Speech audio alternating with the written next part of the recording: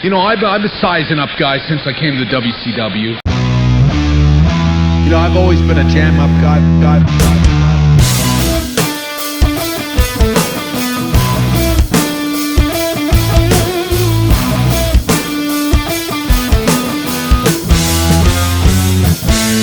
You're a jam-up guy.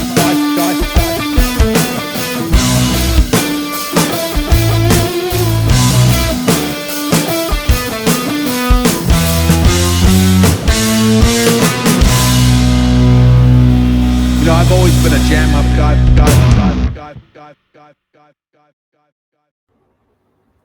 All right. Welcome to another episode of the Jam Up Guys. I am going to be hosting this one. My name's Cameron, and I've got two of the Jam Up Guys here with me. I've got Richie. What's up, Richie? Hey. And I've got Cody. What's up, Cody? What's up, man? So we got it's only three of us this time, and I don't know if Cody and Richie, have you guys been on together yet? Not together, no. Not together. I've been on with Rick and Richard. Yep. See, so we've got these early on episodes where we try to figure out who works well with who. So triple threat. It's a whole bunch of different people living in different states with different things to do, and it's hard to get us all together. So we do what we can. Right. So triple threat match today with more collision talk. We're gonna go over. Well, shit. We're gonna go over basically, I think, most of the returns because they talked about. I believe Rick talked about the IWC and their reaction to Punk coming back, and so pretty much all of the focus was on CM Punk returning after the whole incident with with Kenny and the Bucks and them. But I mean, a lot of people returned on Collision that, like Andrade, he didn't even know he was going to be on Collision when Tony announced it, which I thought was hilarious. So basically, Collision, great episode, very enjoyable. I kind of looked at it when I thought about it. I said that was the company saying, all right, no more work from home. You got to come back to the office. And then so everybody who was at home, they're now back. So we have to talk about how we feel about some of those. Yeah. Yeah. And Overall, I think it's I felt like I watched a pro wrestling show from start to finish. There is a divide, and it's kind of interesting to me that it's like 2023 and a company is actually leaning into the tribalism almost, where it's like they're very aware that there's the elite fans and then there's the Punk fans, and then all the wrestlers that go along with the elite, and then all the wrestlers that go along with Punk, and there's been kind of a split. I don't know if I'd ever thought I'd see a company lean into that and be like, let's go there. I mean, because the WWE brand split, it is what it is. The very first one I enjoyed a lot, but since then, not so much. yeah, the brand split and the invasion angles. But I mean, with this whole leaning into it with Punk and the two camps, I mean, do they even have a choice? Because most of the people don't really seem to be able to work with each other. I think they have a choice, but it's I think it comes down to where their allegiance lies, and I really don't think it should come down to that in pro wrestling. It should, Rich said it on a previous Jam Up Guys episode where it's like, it doesn't matter if you like each other, you got to be able to be professional with each other. Yeah, I mean, I feel as though a lot of them, if they said, hey, you got to have a match with so and so, I'm sure they would do it, but since so many people like have the ability, I guess, to like book their own matches or kind of like suggest their own programs, because you had Jericho, you had Cody, you had the Bucks, you had Kenny, you had Punk and MJ, like all the top people can pretty much work with whoever they want to work with. And then since everyone kind of maybe mutually doesn't really want to work with there's no hard feelings, because if I'm just saying like, oh, I don't want to do a show with Cody, and then it's like, well, Richie doesn't want to do a show with me, so it doesn't really matter, because it's like we don't want to. There's no clash as far as who doesn't really want to do matches with who. And then like even with like the women's division, there was kind of like a Britt Baker, Saraya kind of thing. And then on the like basically the women's title and the TBS title were almost like two different divisions. Yeah. Like in the game where they have in the 2K games where they have the each title belt has its own division, so nobody can really commingle unless you had them set to none, in which they would just appear anywhere, which had its own set of issues. But so, all right, I guess we should go on to kind of talk about the before we get back to people who returned. I believe the first match it was who was the first match? Was it was Wardlow and Luchasaurus, right? Or was that Yes, Wardlow and Luchasaurus. Well, it's okay? the Punk promo. Right, The Punk Punk came promo. out, Yeah. but he's Right. he's main eventing this, so he's last. So, Yeah, we'll talk about the promo afterwards.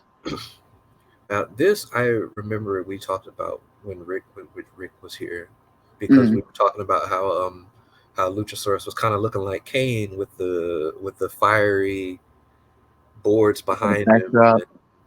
Yeah. But we didn't talk about the match. So, Richie, how'd you feel about that?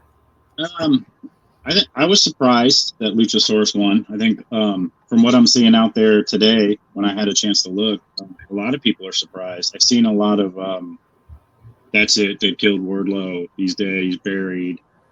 I've seen a lot of that out there today. Like, why can't they get it right with Wardlow? Like, first episode of Collision, they already fucked up Wardlow.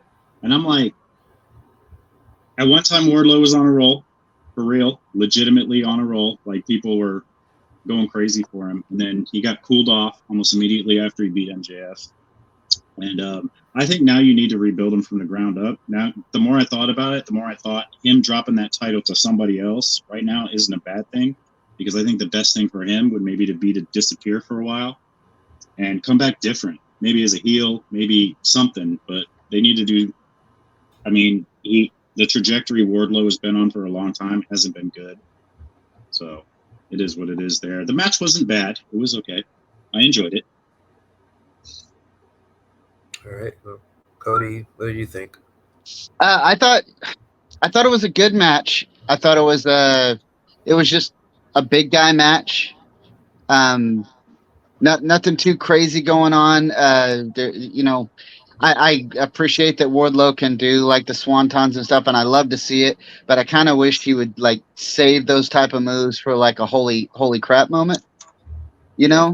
Like not just bust it out just to show that he can. Kind of like Luchasaurus doing like the standing moonsault. I kind of wish he would just like break it out, just kind of out of nowhere. Instead of just doing it every single match. So you're just, whoa, what was that? You'd be talking about it. I thought it was a good match. But like I said, it was typical big guy match for me. But there's one thing with that TNT title that I haven't had this feeling since like the black and gold days of NXT. But if you remember in those days when like the champ lost the title, it wasn't kind of building off your point, Richie, is like that was not a bad thing. That was actually an exciting thing because he was getting out of the picture here so he could move into the picture somewhere else. And Wardlow, I mean, just look at him. Like he's like something Vince McMahon would fantasize about signing. Yeah, absolutely. I don't know if he's tried or not, but I definitely think he would pique their interest just because of his size and the way he looks. I'm kind of over him. Like he doesn't just lose the title though; he always loses it and like just kind of like oh man, what are you doing to Wardlow? So I understand the sentiment of like they can't let get Wardlow right because got like hit in the head with a camera or whatever, right? And then that. Yeah. It is always something silly like that with him. It does seem. Well, it's always it always feels like he's feuding with one big guy. Then a third big guy comes in. Third guy beats Wardlow. Then Wardlow beats third guy. Then a fourth guy shows up, beats Wardlow. Then Wardlow beats him. And it's basically they don't even ever get to a rubber match. It feels like I feel like they just they just go 1-1 and then just call it good. AEW is notorious for going a really long time or never with rubber matches, though. Tony is definitely, I believe he said before, he's like, we don't do rematches. And then, right. Of course, it's like the rematch is where the money is. That's the And moment. it's crazy because it's like on one company they don't rematch, and then in the other company it's like you're gonna get 3 matches. This month. Hmm. No, Yeah. well, yeah, it's like something every week on the show, and then of course you're gonna get 3 pay-per-view matches Yeah. because I don't know why they do and it's so formulaic too, to where you pretty much like even with Cody and Lesnar, it's like okay, they've had 2 matches and now there's going to be a third match, Hmm. and pretty much even like I guess like during like Drew McIntyre's his feuds, they all went 3 months each, and Hmm. then the one against Orton beat him in the second match, and then he won the title back, and so it's like, well, why would you take the title off of Drew just to have Right. him win it back? You basically kind of cut his reign time in half Hmm. just For for no like reason. for that one loss. Yeah. For no reason. That's what they're doing to Wardlow. Something kind of And then similar. Yeah. and then I guess and that felt disappointing, and I guess with Wardlow it feels disappointing because, like you said, with the NXT thing, where it's like okay, he's out of that picture to go somewhere else. I mean, the TNT, like we don't know, I guess, what titles are going to be on Collision because they have the TNT title on there, but I Right. mean that is a secondary title for them. And so it's not like Wardlow is going on to go, get his revenge on MJF, because they're probably going to do something maybe with MJF and Punk, or with MJF and the other 4 pillar members. So basically, they already have multiple top guys, but then even if you, because like I don't think Jericho's in the title picture, but like just in the title picture, they have like 6 or 7 people. So Right. Wardlow's not gonna be one of them. Yeah. Then so that's why it's like okay, well he lost. It's like well now what are they gonna do? Or, Well, but I'm also hopeful, because like I think the reason, yeah, we kind of touched on it, is Wardlow got mega over, and AEW had this thing where it's like they liked it. They actually liked it when stars got over naturally, organically. That's always the best. Like when they're over because the fans have just decided that they're over. Not because they did a cool 450, is just because the fans are rooting for them. And I think they hit the ceiling with Wardlow and then had no idea. I mean, it was pretty obvious they had no idea what to do from there. yeah, You know? I think a lot of that is I guess when the people get organically over, because like Vince has who he wants to push, and then if you get over, then you're gonna just kind of be like LA Knight or whatever, and just Hmm. or even freaking Zack Ryder when they just like push Oh him yeah, off the wheelchair off the side of the stage. Yeah. yeah. They tried to But kill then him completely. and then Tony has his workbook that they showed on that behind the scenes show where he talks about like the how he plans everything ahead. So it's like if something happens organically, they don't adjust. Yeah. Yeah, Perception is reality. If And perception is then reality, Tony Khan wants a Brock Lesnar and a Goldberg, but he doesn't know how to book it. yeah, Just how it seems. then they have their plans, and then someone gets organically over, and then they don't quite change the plans, but they try to feature those people more, and then so like they're still kind of shuffling to figure something out, but then whatever it is not really what the people want. And then also I think they feel like okay, Luchasaurus, you're going to beat Wardlow, and then that's going to get you over as a heel because everyone likes Wardlow, but then it just kind of just it takes off of Wardlow, and then Luchasaurus gets nothing. right. And so it's like on paper, what they write down works or would work, but then it just doesn't really play out that way with the Hmm. fan reaction, I guess. But I really think Wardlow was getting mega over is because he was kind of with MJF. And I mean, I've never been in an AEW locker room or like seated at the table of like the booking meetings, but I really feel like he was protected. Like he was kind of like he was told how much to give, like how much to emote. Like, when he grabbed MJF by the finger and like slowly pried it off him, he's like, okay, that's all you need. You could tell they talked about it. It was like, that's all you need to do. Mhm. Just get the germ of an idea in people's head, Yeah. and then Simple. when he was on his own, it's like he just didn't know how to protect himself. He didn't know what to agree to, how to go forward. And it is kind of hard if because it's pretty obvious that he was a top guy at that point. So obviously you'd want him to like go after some title, but if TK books everything so far out and he doesn't know how to diverge from those plans and like kind of work Wardlow into him, then he's just going to continue on with the main event plans with Wardlow just kind of like just circling the block until everyone's done, Yeah. Yeah. And but this time, the guy, like I keep coming back to it. I kept coming back to it in the podcast for our last Collision Talk, is when I saw the booking minds, Dax, Danielson, Punk, JR, like they're all these guys that are in it. Is like he's going to be. They know those are people that know how to shine a light on strengths and hide the weaknesses. Yeah, absolutely. So I think both Wardlow and Luchasaurus are gonna go somewhere, and like I feel like there was already a germ of a turn for Christian right there, because the second he won the title, Christian grabbed the title and said it was my title. Yeah, Christian took all the heat. Yeah, we got all right. We already have a small idea going forward. Yeah. All right. So now let's talk about some comebacks, because a lot of people that we have not seen in a while were on this show, and then so Andrade is back, Mr. I didn't know I was booked. Man, that was funny. It was, and I mean, I enjoyed this match, and I saw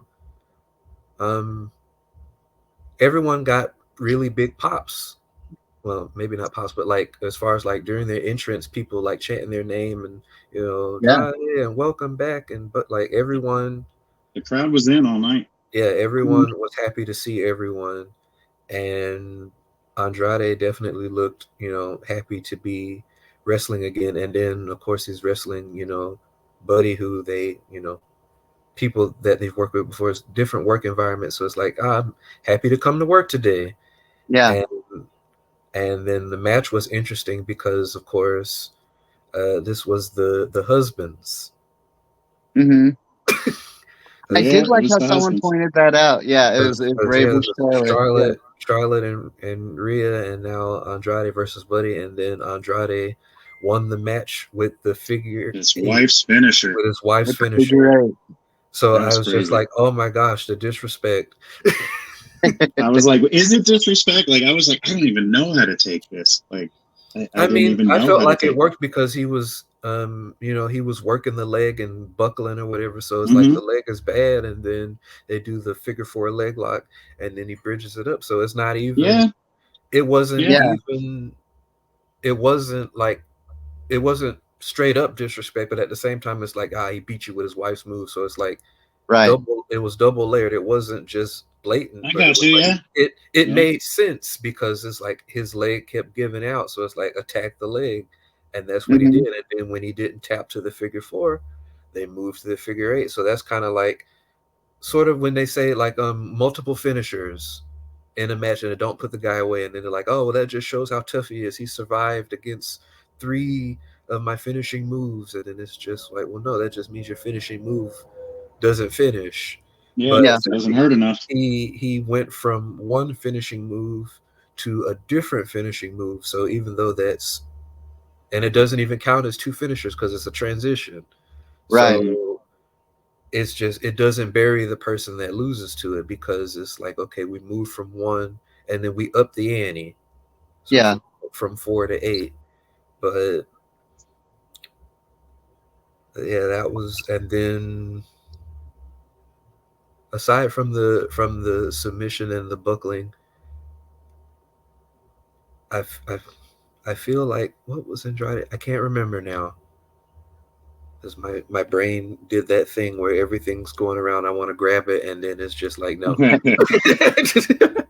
Well, I enjoy Buddy and Andrade.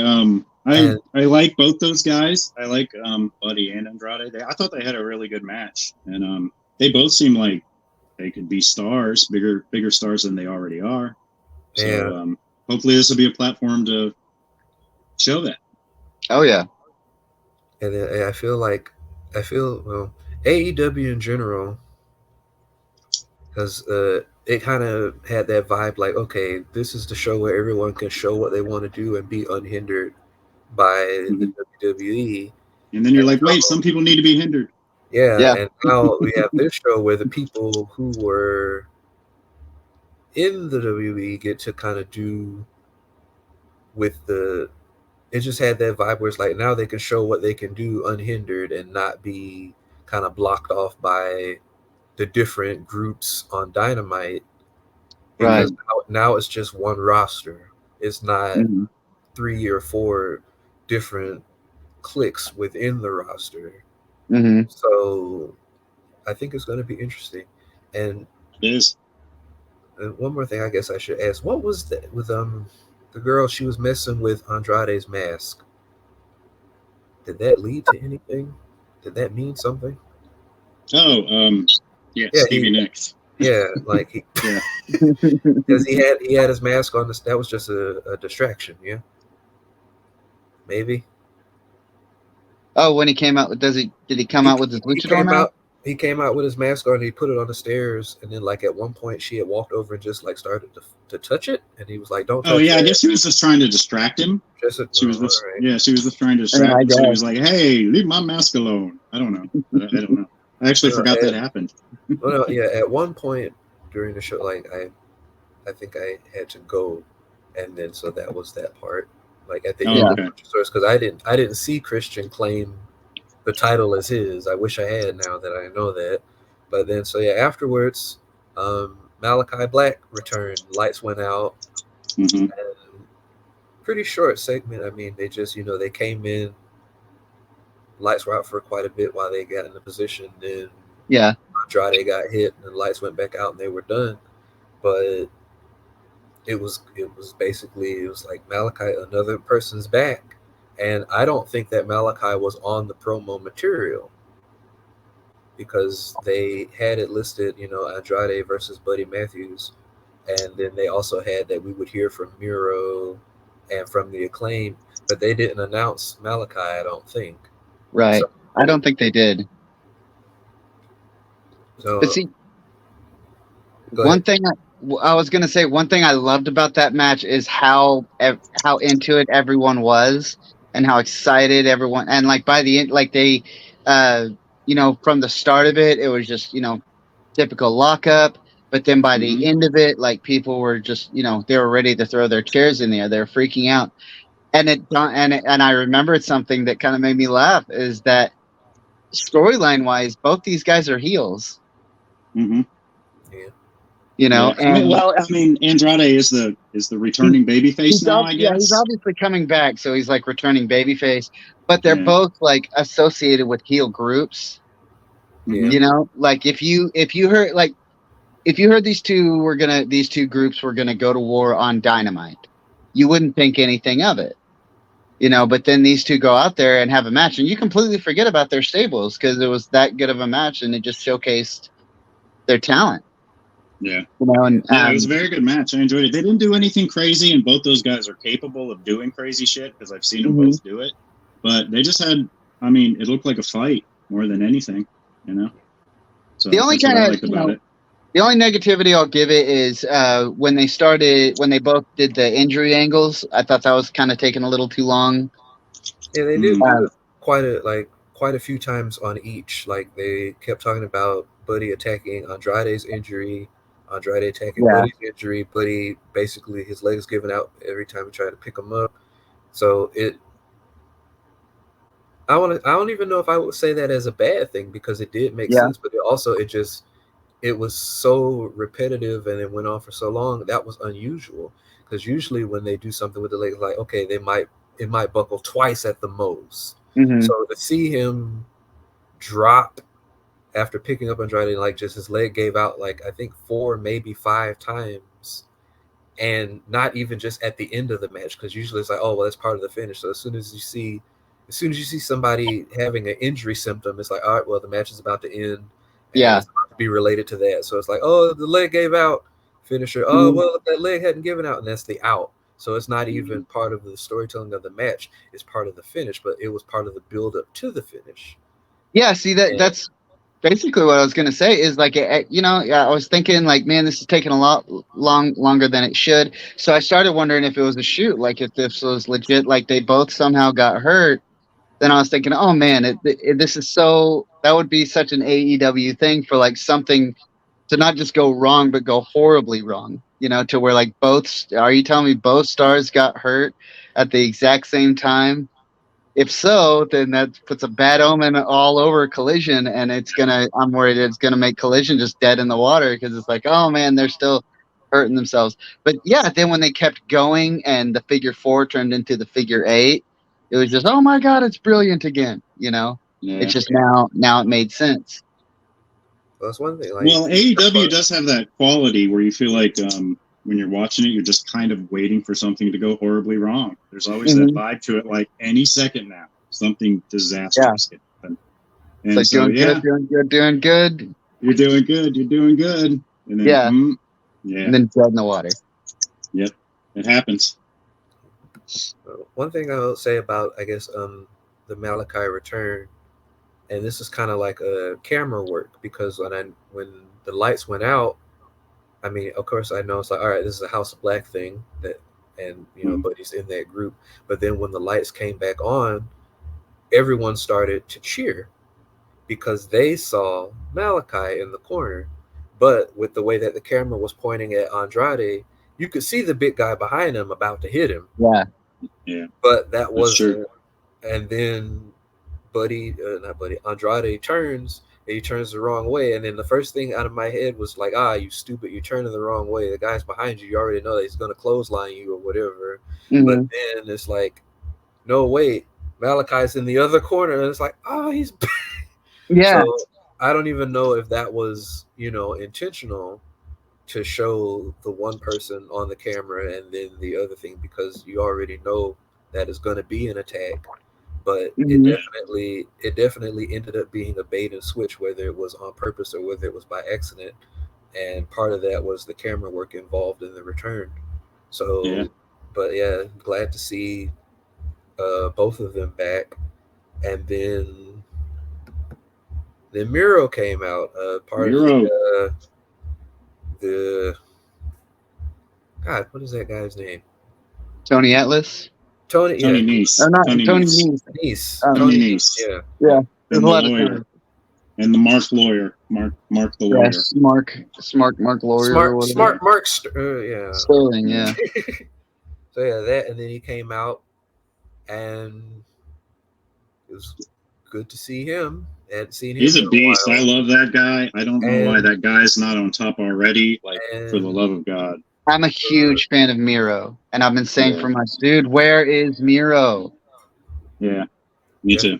And then the way he no-sold pretty much all of Tony's offense, and then he finished it with the clutch that he used to use. Well, I mean, he's still been using it, but when he was like United States champ for like a good year, undefeated, it was just like stomping everybody's spine and then putting them in the So it was, I don't want to say, it's WWE Miro, but it's just like, it's the most dominant version of him that we know. Yeah.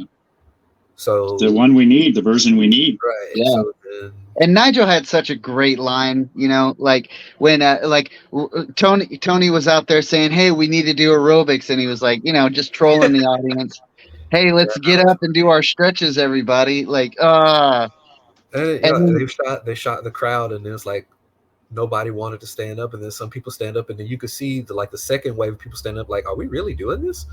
Yeah. They're like, are we getting fit together, guys? Are we doing if we don't stand up, is he gonna just like, does this segment stop if we stop? Like, what is Right.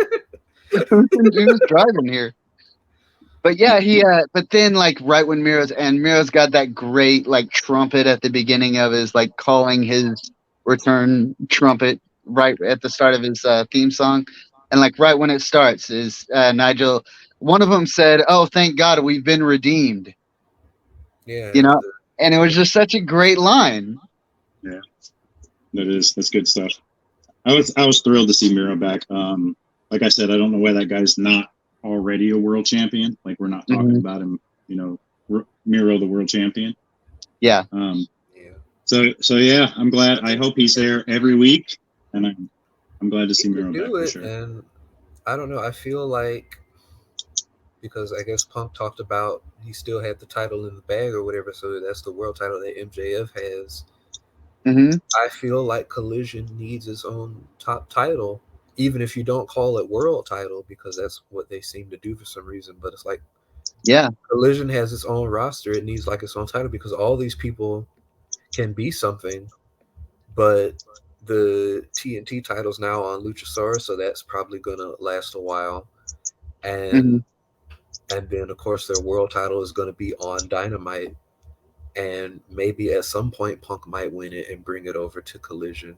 But for all the shit we talk about WWE having multiple titles, I guess having multiple world titles is probably the problem. It's like it's not an issue to have multiple titles or everyone having a title, but then they have titles from different companies.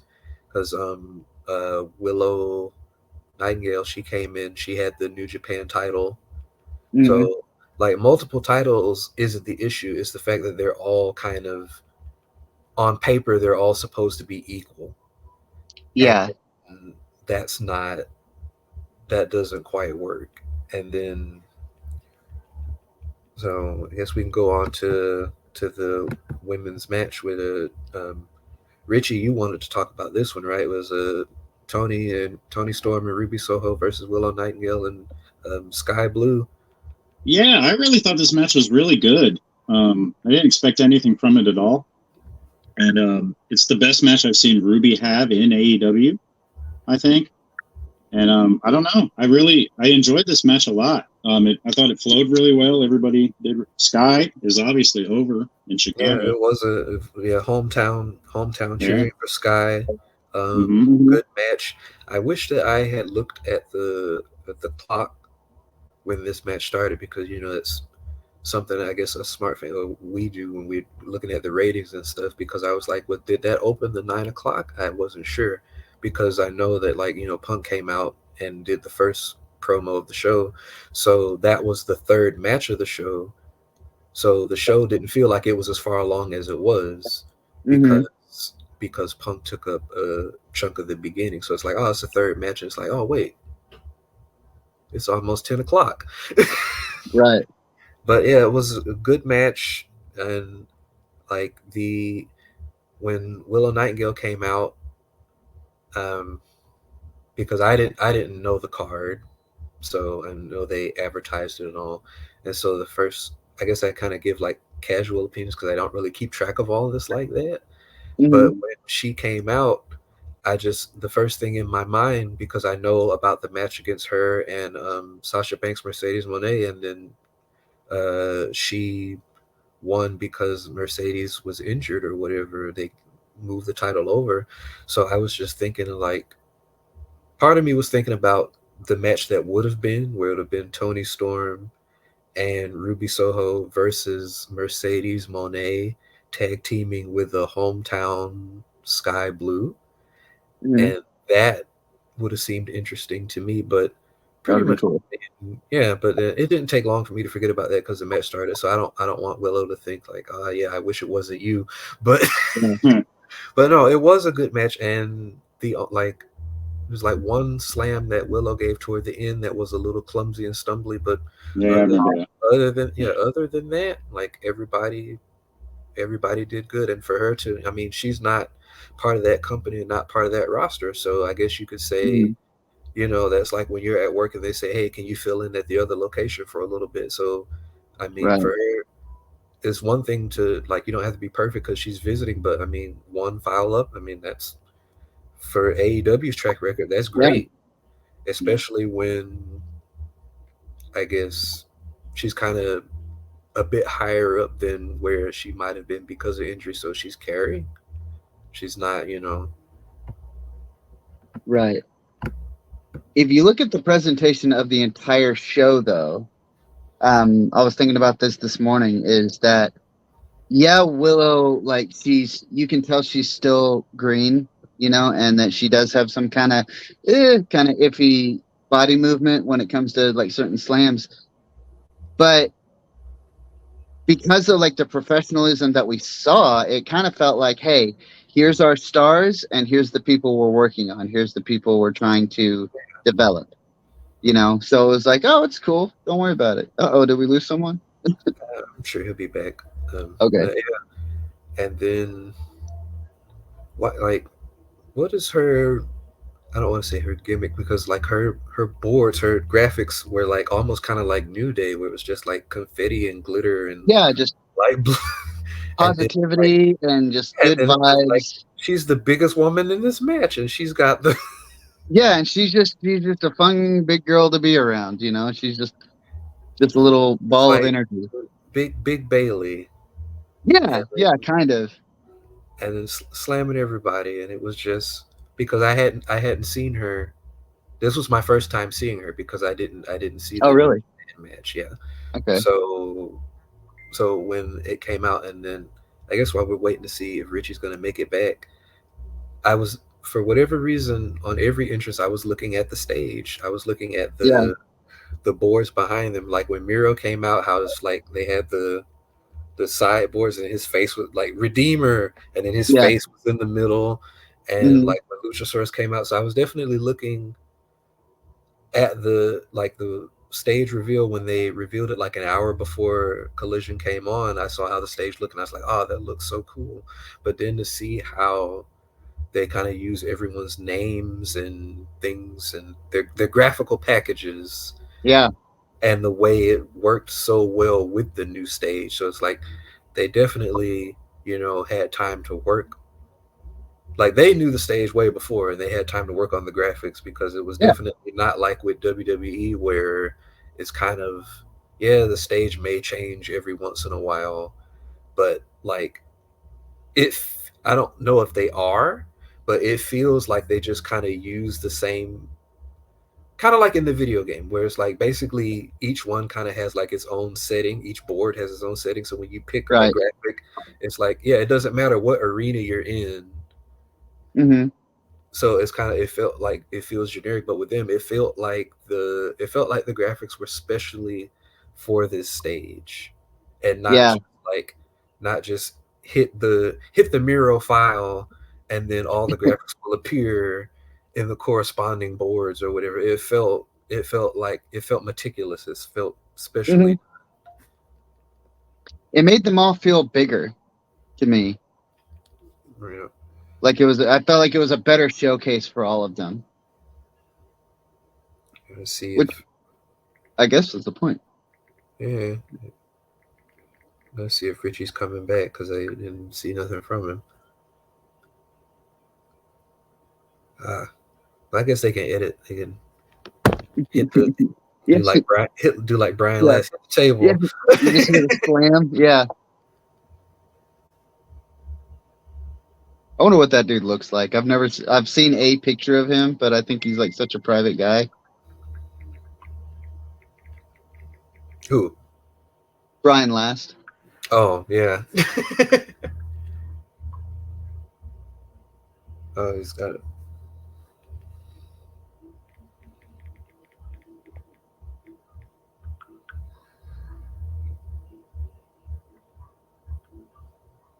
See, I wish they had a pause. They have an end recording button. I don't think they have a pause button. Oh,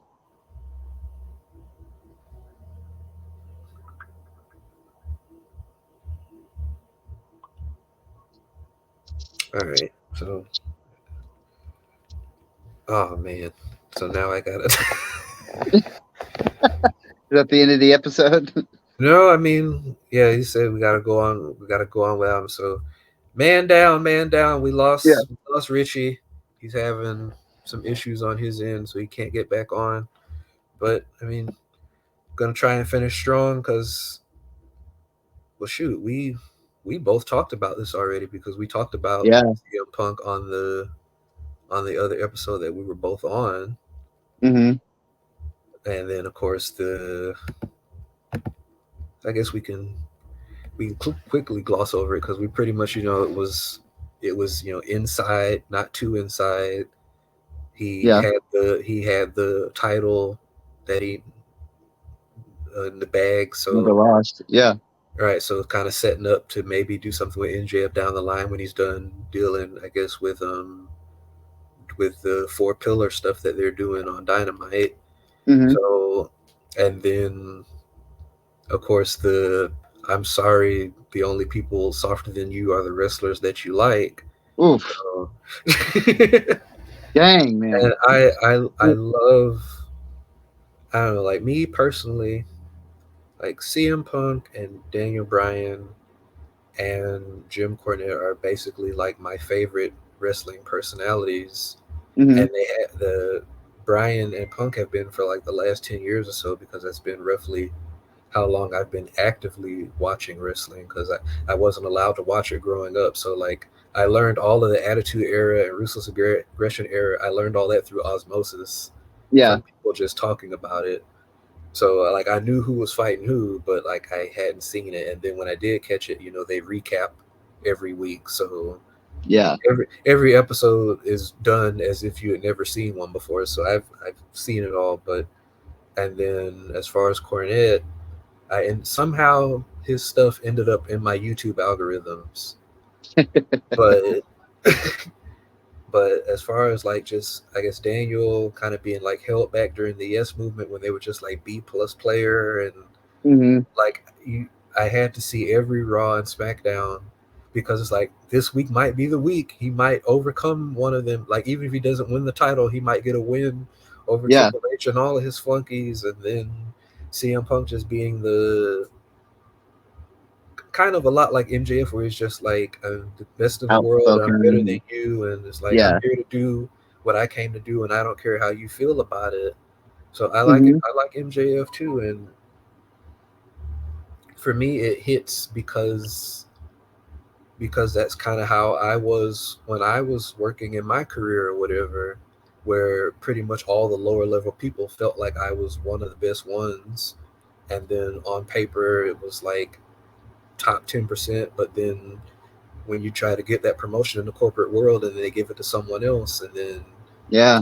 I relate to these guys on a personal level as far as Daniel being held back and Corny having all his experience from different places, not just one place, Hmm. and then just like basically all of them being who they are unapologetically, like the three of them kind of combine to make me, and they're like my spirit animal. So when he said, "I'm sorry that the only people softer than you are the wrestlers that you like," all the wrestlers that I like are people that I connect with, that I feel like on a personal level. So for them to connect with those people is just like, oh man, that is such a low personal blow. Yeah.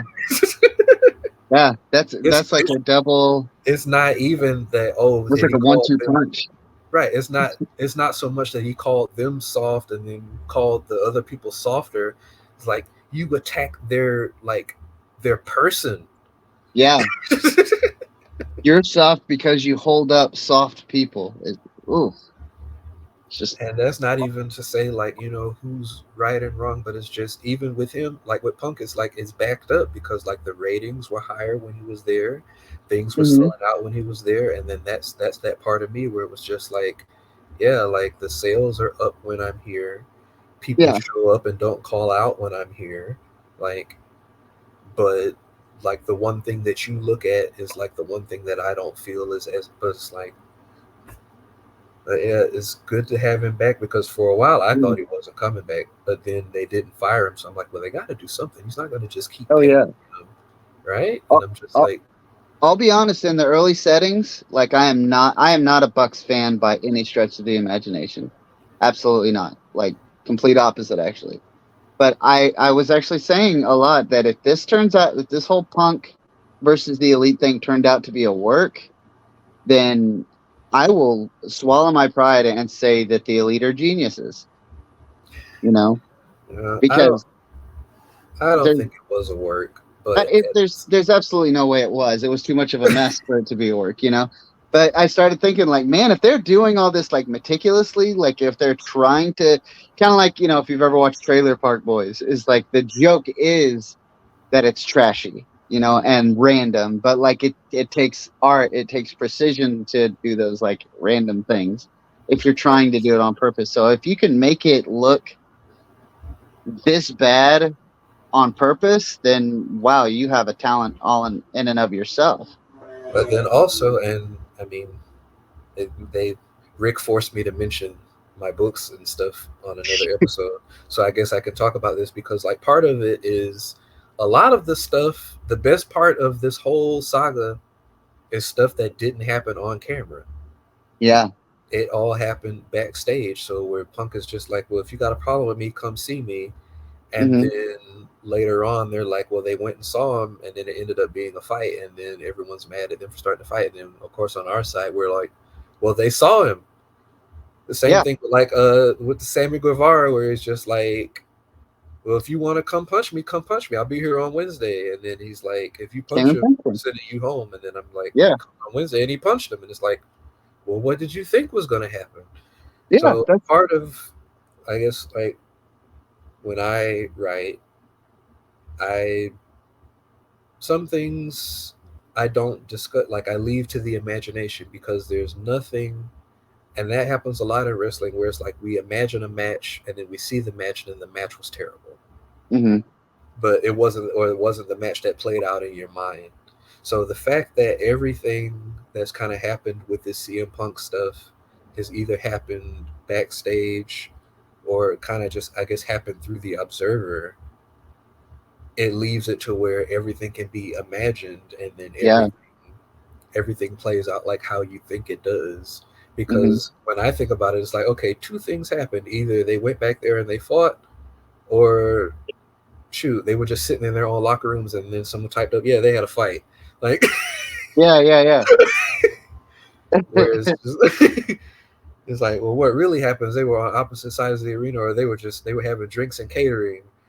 And Yeah, it could have been like it could have just been like a screaming match that, someone walked by and said, "Oh, sounds like two people are fighting." And then somehow they played the telephone game and that turned into people are fighting, then turned into like Larry got hurt and because and it just kept getting Matt bigger Hardy and bigger. said, Matt Hardy was like, yeah, I saw the whole thing. And then they were like, you did? And he's like, well, no, I didn't see the whole thing, but I mean, I've seen everything play out leading up to now.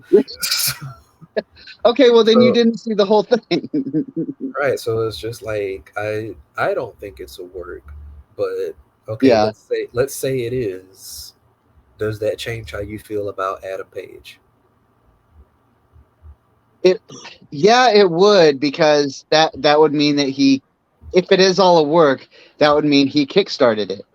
So that would mean that kind of, because that would ultimately mean that when Punk did this ESPN report and like made sure to kind of talk crap about Adam Page in it, or not really talk crap about him, but like basically tell him what really happened. Adam Page was named several times. So I haven't seen that either, but I saw where they were basically everyone was kind of like, CM Punk did an interview. Interview's not out yet, but he said some stuff maybe. Yeah. And everyone was kind of like up in arms about what he might have said. The whole imagination point. Everyone was mad about what they think he might have said. Yeah. Because they didn't even know what he had said yet. Now he basically like, you go read for yourself. I'm just one more person saying what I read online, but it spread like wildfire. And he basically just said from his perspective what happened, what they talked about it. Then they went out there and cut the promo. Page went off the rails, and went into business for himself. Punk asked him why he did it, and Page said it was because he was protecting him because he's friends with Colt. And Punk was like, what does that have to do with anything? What does Colt have to do with any of this? I haven't talked to Colt in years. But yeah, he was never like, let me tell you something about Adam Page, that piece of shit. Like, he never did anything like that. He was just like, I said, oh, he did this, and I said, why did you do that? And he said, well, I did it because of this. So the thing is, he never really said anything derogatory. He just told his version of what happened. And it wasn't like this big blow up that, everyone made it be. And honestly, there was a tweet recently about the whole thing, I think from Punk's side, that he basically said it was something to the tune of like, if anyone knew what really happened, they'd know it's not really that big of a deal. Like this stuff happens in basketball, this stuff happens in NHL. It's like it's really not. And that made me think that whatever did happen, that the mind's eye is going to go nuts with it. Your imagination is going to go rampant with it. So when they say a fight, I've seen a fight be just two guys yelling in each other's face, and then like one of them swings a punch or like tries to swing a punch, and then the other one just kind of it's kind of messy for a sec, and then later you're hearing about how those two got in a fight. Yeah. When nothing really happened. Because if nothing happened and it was all a work, that would be just imagining them sitting around. And then Ace Steel bit Kenny Omega. Like who writes this? And yeah. But as far as like, because I mean, depending on which side you're on, and being either a Bucks fan or a Punk fan or but I feel like Page kind of, because he went off the rails during that first promo or whatever. So I feel like even though I guess Adam Page and Colt Cabana kind of being the jumping off point for whatever reason, but but the fight was between Kenny and the Bucks and Punk and Steel. So Adam wasn't in the fight, and then also he wasn't suspended with everyone else having to relinquish their titles and not be on TV for a while. So basically, that is a good point. He wasn't punished, and then so I've seen a lot of people talk about that, where it's just like he got away with it, and like he was the only one that they weren't retaliated against. Cornette has mentioned that, and then so that's why I asked, if it was a work, does that change how you feel about Adam Page? Because it's like, well, on the one hand, I mean, he doesn't catch flack from the Bucks fans because he's part of that camp, but also he's kind of like an adjacent piece because he wasn't in the actual fight. He wasn't suspended with everyone else. So it's like when everything kind of goes on, when you look through the timeline, it's like, okay, Punk mentioned Adam in the ESPN interview at the end, and Adam went off the promo in the beginning, but kind of in the middle, he's not really involved in it. Part of it, yeah. So how you feel towards him is just, you can be on his side. If you agree with the Bucks, then yeah, you're going to agree with Adam, and if you agree with Punk, you're going to disagree with Adam. But the way you feel about Adam is probably not the same as the Bucks and Kenny collectively. Right. It's like he's an ally, but he's not like in their actual army. It's like an allied country, I guess. Yeah. I think honestly, Page just made a rookie mistake. Like he just did something stupid, and I think it got blown way out of proportion for sure. At first, I was thinking like, dude, like I said, if this is a work, this is beautiful. If all that really actually happened is that Punk tore his triceps, kind of like when MJF, he was going to take time off, so he came out and did that like, fire me, you fucking Mark, that whole thing. Yeah. He didn't actually get, hate to say, he didn't actually get fired. Like, he was just taking some time off. I mean, that's speaking like I'm guessing there, honestly, but I kind of thought it was kind of in the same vein that like, I could see. They make it seem real, but then also it's just like, if it was real, do you let him go? I'll reword it. In the beginning, I saw an angle where if this could be a work, and if it was, that's one of the most amazing works I've ever seen. Yeah. But when I found out it wasn't a work, I immediately, again, just a fan, but I wanted to turn around to Adam Page and be like, hey, how about you not get wound up by your friends, and you just do business here. Just be professional. I mean, we've all been in, workplace drama before, or when Right. people, especially like in like restaurant work or whatever, it's like the boss and his three friends, they could just do whatever they Mhm. want to do. Yeah, yeah. So, I mean, we've all been there in like the early years of our life, during our college years, whether you went to college or not. Like in that Mm. 18 to 25, you if you had a job, you had to deal with some nonsense at some point Right. with the people that you were working with. So, and I mean, having that do business mindset, there are a lot of people. There are a lot of people that are just like, oh, I just come to work. Oh But yeah. you can do both, but most people don't know how to balance it. Like you can have friends at work and then still keep your mind on the money. Right.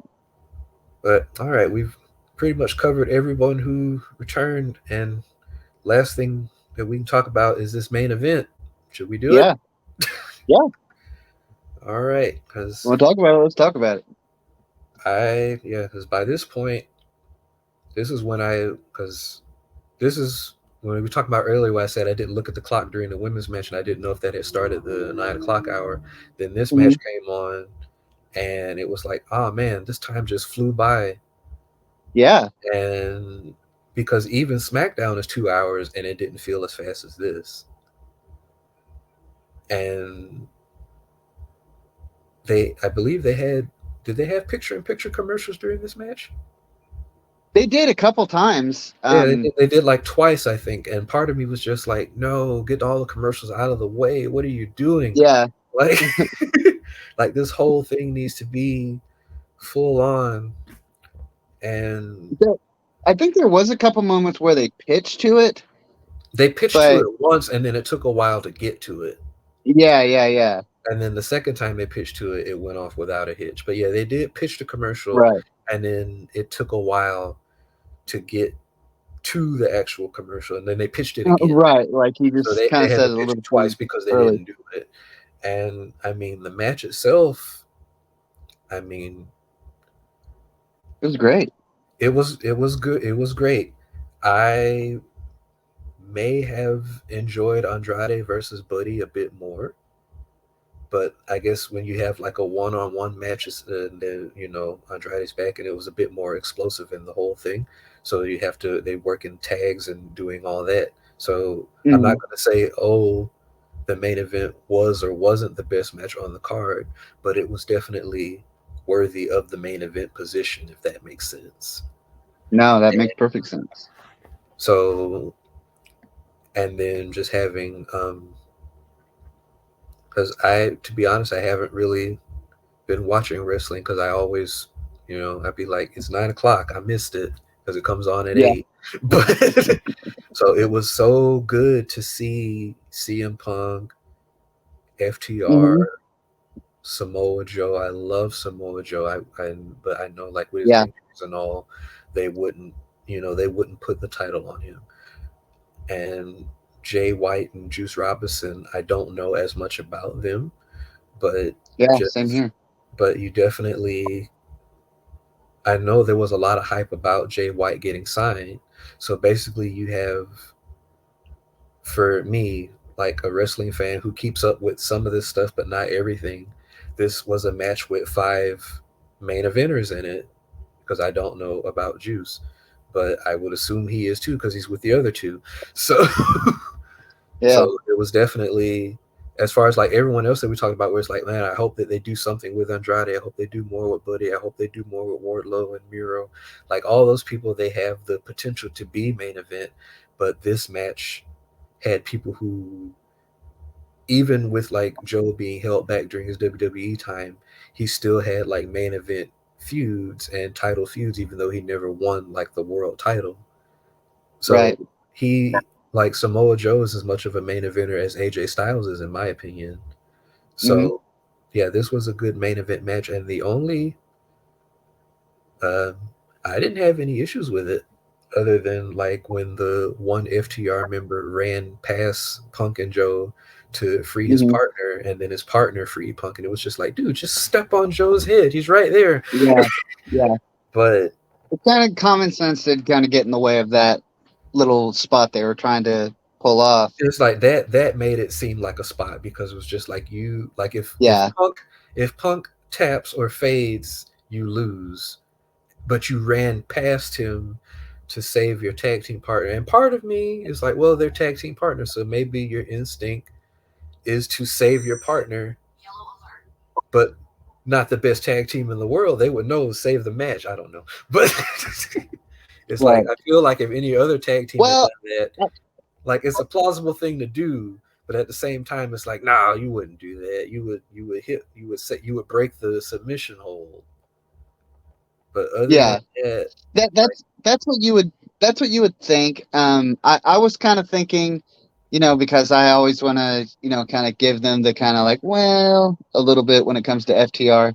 But yeah, my little well moment for them is that I think they wanted to go after Bullet Club Gold specifically. So you got the image of Bullet Club Gold against FTR and CM Punk going against Samoa Joe. So it was like easy for the fans to convey these are the two separate, just to like kind of a reminder that these are the two feuds that we're talking about. yeah. This isn't like, just 3-on-3. It's these guys don't like these guys and these two have a rivalry. Oh, And definitely. the only reason I even think that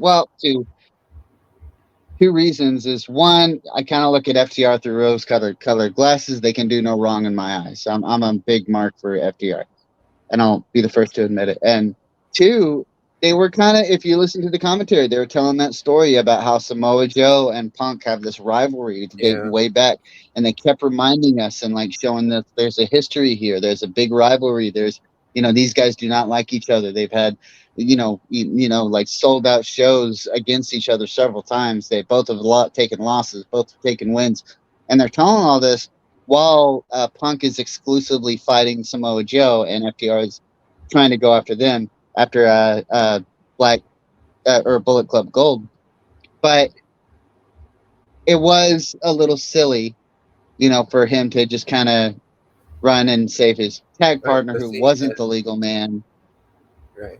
And see, it wasn't even egregious, but it was just basically him running past Punk to do that. All that stuff that you said, you figured it out when you thought about it or whatever. You're like, yeah, it wasn't Mhm. just like, oh, how terrible. But the fact that you could think of all that to, you could explain what you saw using all your Right. backstage knowledge. And then that's why that wasn't good. Because it's like, well, if it was real, he'd have hit Joe. Hmm. But, and then definitely like with the WWE and their pay-per-view packages or whatever, when they show the recaps, when you watch Raw and SmackDown, you can definitely see some of the things that they do, those Hmm. pointing at the WrestleMania sign moments.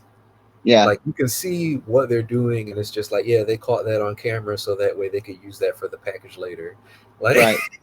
Yeah. Yeah. Yeah. you can tell sometimes the way they do things, that you can tell when they're just collecting B-roll. Hmm.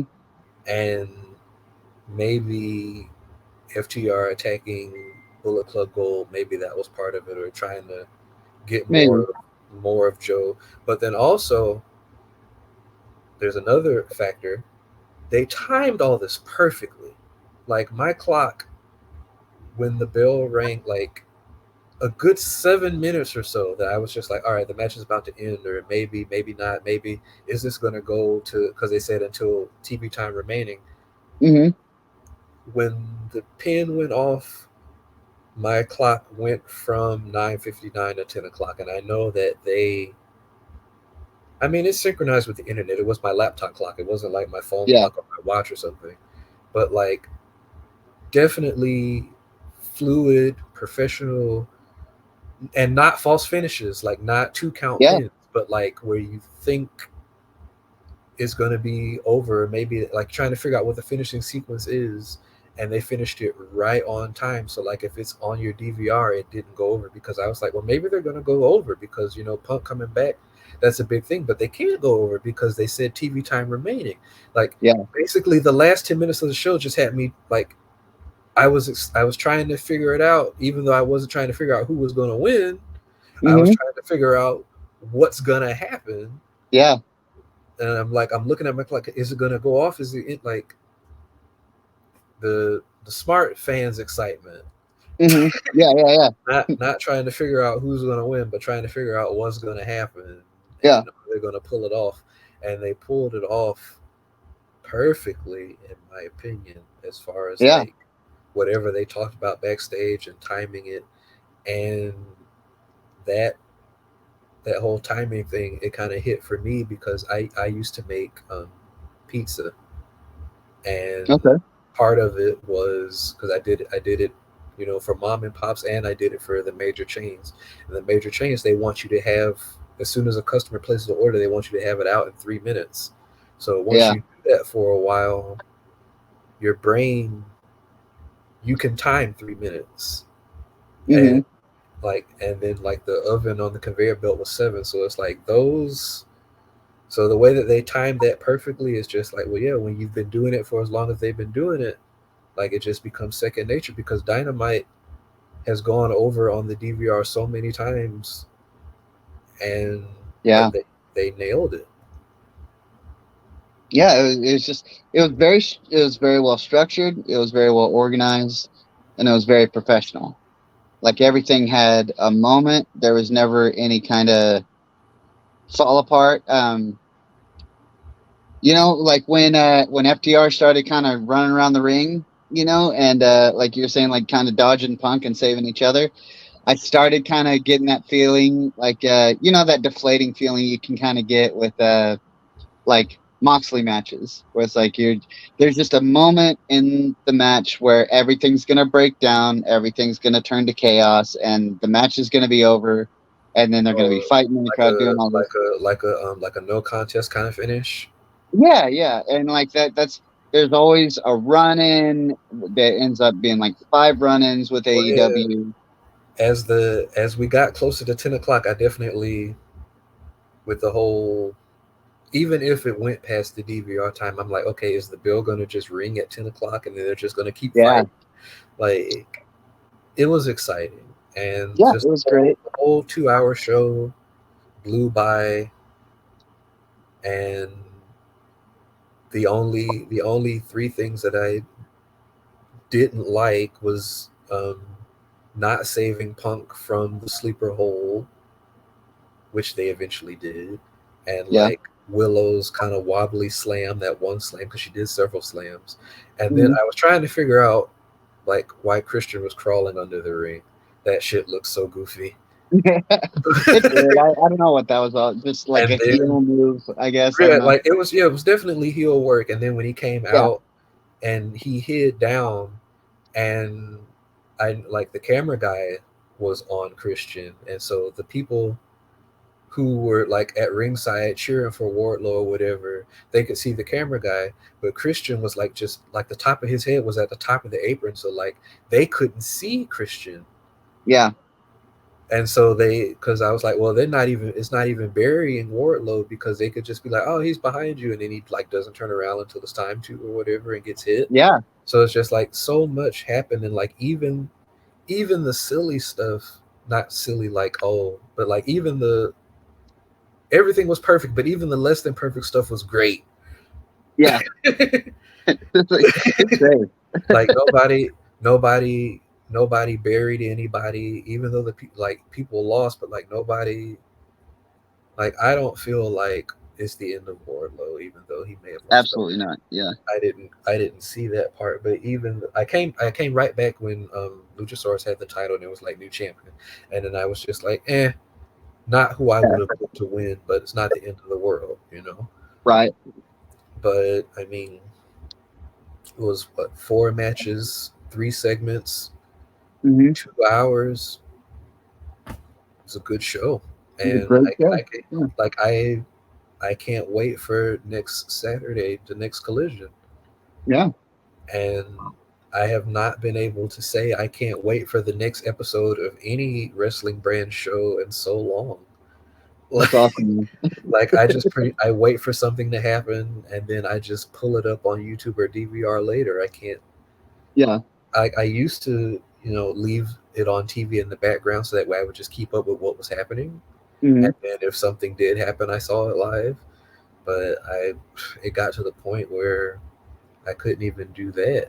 And I Yeah. mean, you and we talked about it on the that top five that we did with Rick when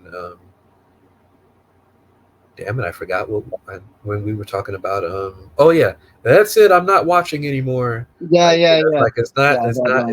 it's never that bad or that serious. Hmm. But as many times as I've heard that's it, I'm not watching anymore. It's been so long since can't wait to see what's next. Right. And now I'm And I, mad. And now I'm mad that I have to wait till Saturday because it's like none of this is going to be on Dynamite. So it's like I can't get my fix on Wednesday now. I have to wait till Saturday, I think. hmm I So think it very much established an us versus them kind of thing. So I'm actually kind of stoked for Dynamite. For one, I guess it'll, get me over to Saturday, get a little supplement. I'm But not. I am just for the fact that I wonder if people are gonna boo clips for Collision, just because it now, like, because if they boo it, I'll be That like, would yes, that would and be then it's interesting. Dynamite versus Collision. Yeah. It would be definitely like as much as that other company tries to do the brand split and try to do brand warfare or whatever, and you just know the reason they couldn't do it is because like okay, well the company owns both brands, so Right. but with this it's like yeah, the company owns both brands, but But the people on the other brand legitimately do not really seem like they want to work with the people on the first brand. And then right. also, even if everyone got along, well, I guess that would not be a good hypothetical, but it's like basically if the ratings for Collision do better than the ratings for Dynamite, it's going to be interesting to see what happens. So Hmm. it's an it's actual brand warfare and it's not like Fox and USA saying, well, we want this for our show or whatever. It's actual like the people on this brand don't like the people on the other brand. It's Yeah. real. Yeah. And It's legit. that's Everyone what knows it's true. what's wrestling's missing. It's just like and Legitimacy.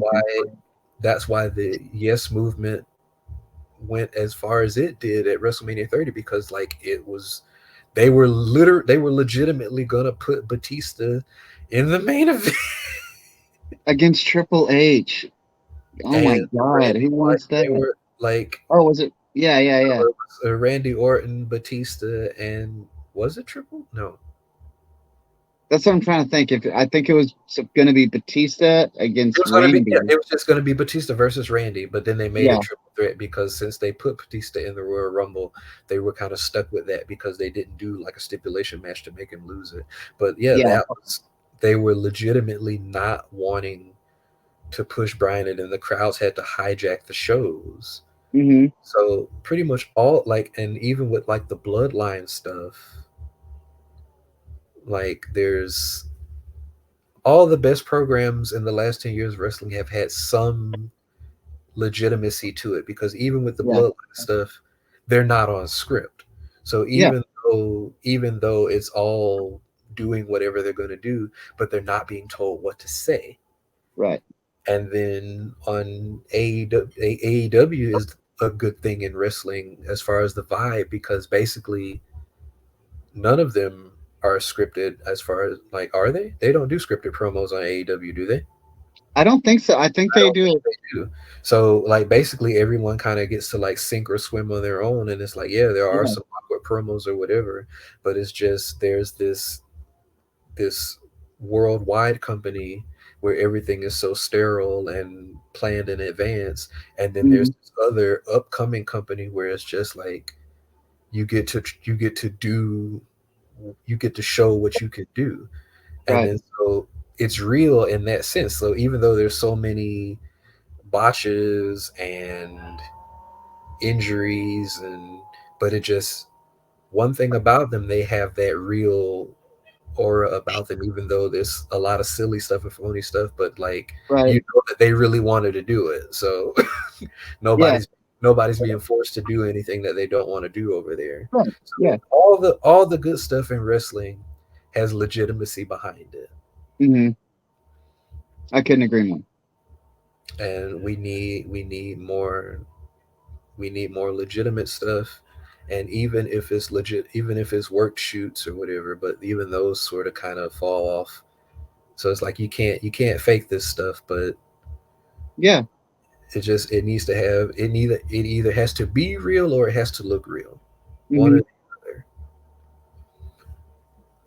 And I couldn't agree more, and I think that's what we're gonna get now. I think we are now that there's a whole other show, we are able to kind of blur the lines, and it kind of makes you want to see, like how are there is anyone going to answer back to Punk, on Dynamite, is anyone oh, going to show up at they Collision? definitely will, because I mean I think what the like a week or two after the fight, somebody Kenny bit somebody.